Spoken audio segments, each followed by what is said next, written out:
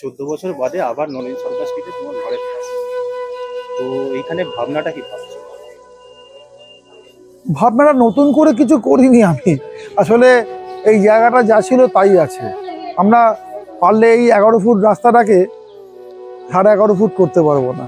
তো করতে পারবো না যখন, তখন আমার তো খোলা আসমান রয়েছে, আকাশ রয়েছে। তো গগনচুম্বী প্রত্যাশা নিয়ে আকাশের দিকে তাকাই। কিন্তু আমাদের নলিন সরকার স্ট্রিটের সাধ্য কম, স্বাদ অনেক। তো কী করা যাবে? তাই যা মানে মানুষের পরিত্যক্ত জিনিসপত্র, সেগুলো দিয়ে রিসাইকেল করেই কাজ করছি।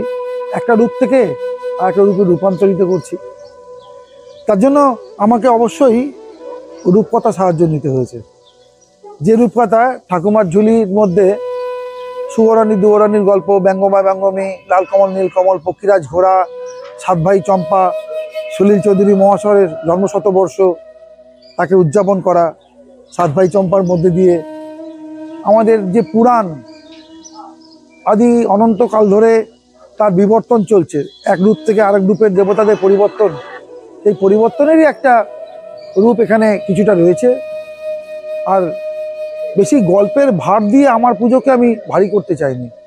আমি চাই যে সাধারণের জন্য পুজো, এই সাধারণের সাধারণত্বকে উদযাপন করা, সেলিব্রেশন করা আমার কাজ।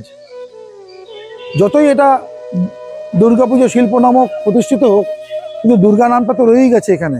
তাকে অস্বীকার না করে তাকে সামনে রেখেই আমাদের এই ডিসকোর্স। এই যে নামকরণটা তুমি দিয়েছো রূপান্তর, এটার পেছনে তোমার ভাবনা কি? মানে কেন এই নামটা? ভাবনা মানে এখানে খুব সাধারণ, মানে এখানে 1 মাস আগে এখানে একটা পথ চলতি রাস্তা, যেখানে আশ্রয়হীন মানুষরা শুয়ে থাকে, সেখানে একটা উৎসবমুখর প্রাঙ্গণ তৈরি হচ্ছে। এটাই তো রূপান্তর। বাড়িঘরদোর কিছুই ভাঙা হয়নি, কিছুই করা হয়নি, কিন্তু একটা রূপের রূপান্তর, খানিকটা ডিকনস্ট্রাকশনের মতন। সবই আছে এখানে, কিছুটা রূপ বদলে যাচ্ছে কিছু মুহূর্তের জন্য। এখানেও তাই। এবারে রাস্তাটার বাইরেই হরিসাহার আট, যেখানে সাধারণ মানুষ, মধ্যবিত্ত নিম্নবিত্ত পরিবারের জামা কাপড় বিক্রি হয়। সেই ফেলে দেওয়া পরিত্যক্ত জামা কাপড়গুলো, সেই আর্ট অবজেক্টগুলো, মানে ইউজেবল আর্ট ক্রাফটগুলো আমার এখানে সে আর্ট গুডসে পরিণত হচ্ছে। সাধারণ মানুষের জামা কাপড়, ফেলে দেওয়া চাদর, বালিশ, বিছানা, লেপ, মানে ছেঁড়া কাতায় শুয়ে যে আদি অনন্ত যে স্বপ্ন দেখা, এই যে রূপকথার স্বপ্ন দেখা বলছি, এটাই ফুটে উঠেছে, এটাই রূপান্তর। আমি এখানে কাফকার মেটামরফোসিসের কোনো ধার করিনি, কিচ্ছু করিনি। কারণ আমাদের দেশজ যা উপাদান, আমার আশেপাশে ফেলে দেওয়া পরিত্যক্ত যা উপাদান, সেটাকে নিয়ে আমি তার রূপের পরিবর্তন ঘটাচ্ছি। হয়তো মেয়েদের একটা ফ্রক, সেই ফ্রকটাই এখানে অন্য রূপে রূপান্তরিত হচ্ছে, তখন সেটা আর ফ্রক থাকছে না। মানে থিমেটিক কোনো ক্রাফটকে থিমেটিক আর্টে পরিণত করা, এটা আমার কাজ।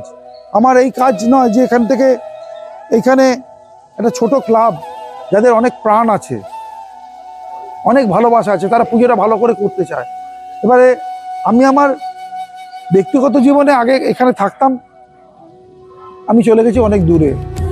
তো কলকাতার উত্তরে দক্ষিণে আনাচে কানাচে ঘোরার পরে আবার 14 বছর পর এখানে একটু অক্সিজেন দিতে এলাম।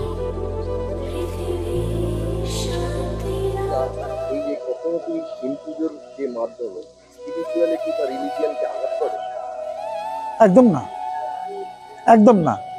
এটাই তো মুশকিল হয়ে গেছে যে শিল্প মানেই হবে সেকুলার। কেন?